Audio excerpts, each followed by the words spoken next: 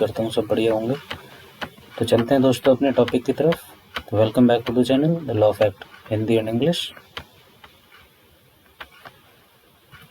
LLB second year semester 4 CCS university. Subject है दोस्तों labour law K4002। Question है दोस्तों, औद्योगिक विवाद अधिनियम धारा 11/3 की शक्तियाँ और सीमाएं। Powers and limitations of section 11/3 under the industrial dispute act 1947। ये धारा क्या कहती है? धारा 11/3 अधिनियम में क्या कहा गया? समय सीमा, विशेष क्षेत्र और मुख्य लक्ष्य। श्रम न्यायालय को नौकरी से निकालने या छटनी के मामलों में 3 साल के भीतर फैसला देना होता है। मतलब अगर किसी की नौकरी गई, अगर उसने जो है फैसला देना है तो न्यायालय को 3 साल के अंदर अंदर फैसला देना होता है। इससे मामले जल्दी सुलझते हैं और पुराने दावे नहीं चलते हैं। विशेष क्षेत्र क्या है? जम्मू कश्मीर और लद्दाख में यह समय सीमा सिर्फ 1 साल है। यह भारत के संविधान के विशेष प्रावधान के कारण है। मुख्य लक्ष्य क्या है इसका? इस नियम का उद्देश्य है कि कामगारों को जल्दी न्याय मिले और कंपनियों पर लंबे मामलों का बोझ ना पड़े। यह कानून दोनों पक्षों के लिए हितों का ध्यान रखता है।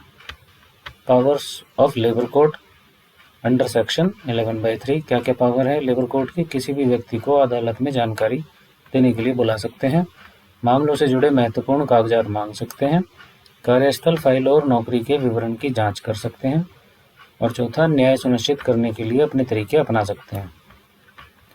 बर्खास्तगी यानी निकाले जाने पर मिलने वाली क्या क्या मदद है? नौकरी वापसी हो सकती है, बकाया वेतन मिल सकता है या मुआवजा मिल सकता है। तो इसमें क्या होता है? न्यायालय अनुचित बर्खास्तगी के मामलों में कर्मचारी को उसकी पुरानी नौकरी पर वापस बहाल कर सकता है। बकाया वेतन में क्या होता है? कोर्ट जो है वो बर्खास्तगी से पुनर्बहाली तक के समय का वेतन पूरा या आंशिक रूप से देने का आदेश दे सकता है।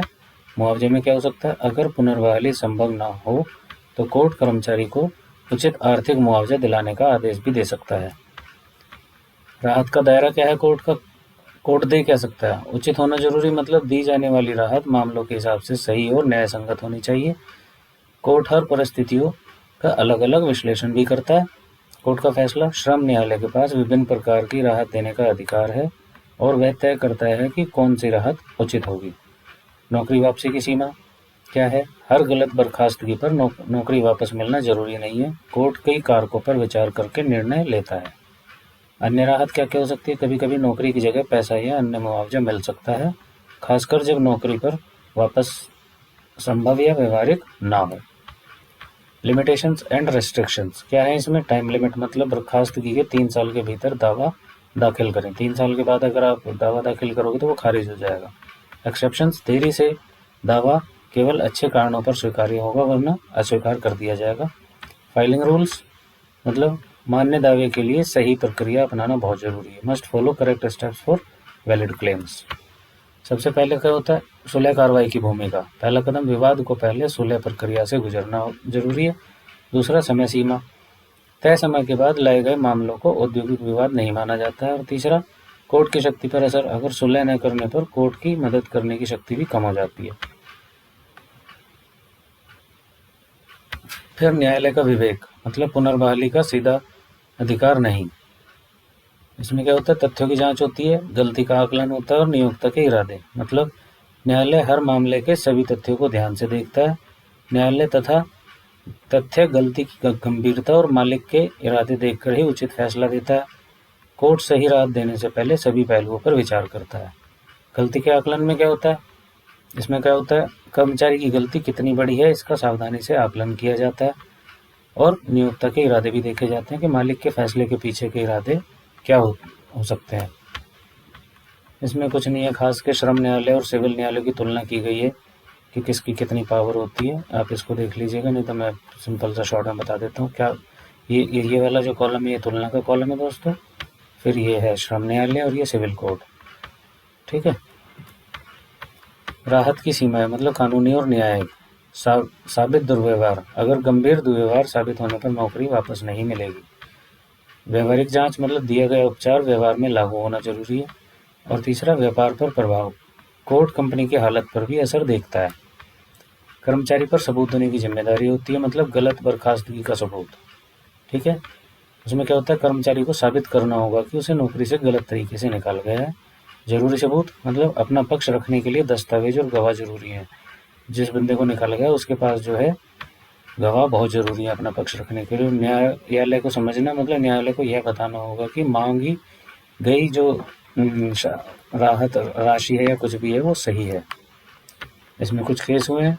पहला केस देख लेते, फायरस्टोन टायर एंड रबर के कर्मचारी बनाम प्रबंधन 1973 का केस है। केस में क्या हुआ था, कंपनी आरोप साबित नहीं कर पाई थी और निकालने की प्रक्रिया उसकी गलत थी, तो कोर्ट ने कंपनी के फैसले पर सवाल उठा सकता है। अगर दोष साबित ना हो तो नौकरी वापस मिल सकती है। केस का असर क्या होता, कदाचार के आरोपों की न्यायिक जांच जरूरी है और गलत तरीके से निकाले गए कर्मचारियों को सुरक्षा मिले। दूसरा केस था Delhi cloth and general mills company limited बनाम लुधबुध सिंह 1972 का केस है। इसमें सुप्रीम कोर्ट ने का महत्वपूर्ण फैसला आया था। इस विशिष्ट वाद में श्रम न्यायालय की शक्तियों की सीमाओं को स्पष्ट किया गया और समय सीमा के महत्व पर जोर दिया गया। दूसरा, इस प्रसिद्ध विवाद में कंपनी ने कर्मचारी के दावे के खिलाफ समय सीमा का मुद्दा उठाया था, वही 3 साल वाला। और 3 सालों की देरी, ये देखो, कर्मचारी ने शिकायत दर्ज करने में 3 साल की देरी की और इसका कोई उचित कारण नहीं बता पाए। राहत नहीं मिली उन्हें, मतलब बिना किसी उचित कारण के देरी के अदालत ने साफ मना किया कि याचिका को खारिज कर दिया जाए। फिर एक और केस है हिंदुस्तान टिन वर्क्स लिमिटेड बनाम कर्मचारी। इसमें क्या हुआ था, पूरी निर्दोषता साबित, मतलब जब कर्मचारी पूरी तरह निर्दोष 100% साबित होता है तो बकाया वेतन मिल सकता है। दूसरा, प्रक्रियात्मक त्रुटियों के मामले में लगभग 60% बकाया वेतन दिया जाता है। और देरी में कर्मचारी का अगर हाथ हुआ तो यदि कर्मचारी ने न्यायिक प्रक्रिया में देरी की है तो केवल 30% राहत मिलती है। कर्मचारी का दूसरा काम, अगर कर्मचारी इस बीच में जब उसने केस करा है कहीं और नौकरी करता है तो वह सिर्फ मात्र 10% बकाया वेतन उसे मिलता है। न्यायालय की शक्तियों का सीमित उपयोग, दोनों पक्षों का ध्यान रखता है न्यायालय कर्मचारी और मालिक दोनों के हितों को ध्यान से देखता है। फैसले कार्यस्थल पर अच्छे संबंध बनाने के लिए होते हैं। पुराने फैसलों का महत्व क्या है, न्यायालय पहले के कानूनी फैसलों का सम्मान करते हैं। और आर्थिक असर, फैसलों से पहले होने वाले व्यापक प्रभावों पर विचार व्यक्त किया जाता है। अब स्पेशल स्टेटस रूल्स क्या है इसमें, जम्मू कश्मीर हमने देखा था कि 1 साल की इसकी समय सीमा है, लद्दाख में भी 1 साल की है और बाकी इंडिया में 3 साल। मतलब जम्मू कश्मीर और लद्दाख में श्रमिकों को विवाद 1 साल के भीतर दर्ज करना होता है, बाकी भारत में 3 साल का समय है। यह अंतर क्षेत्रीय मामलों को प्रभावित करता है। निष्कर्ष है इसका, न्यायालय के अधिकार और सीमाएं। न्यायालय के क्या अधिकार हैं, श्रम न्यायालय श्रमिकों को उचित मदद दे सकते हैं और उनके अधिकारों की रक्षा कर सकते हैं। कानूनी बंधन, तय समय और नियमों का पालन जरूरी है, नहीं तो मामला खारिज हो सकता है। और न्यायालयों का फैसला, न्यायाधीश सभी पक्षों की बात सुनकर उचित निर्णय लेते हैं ताकि सबको न्याय मिले। तो दोस्तों, उम्मीद करता हूँ आपको ये समझ में आया होगा।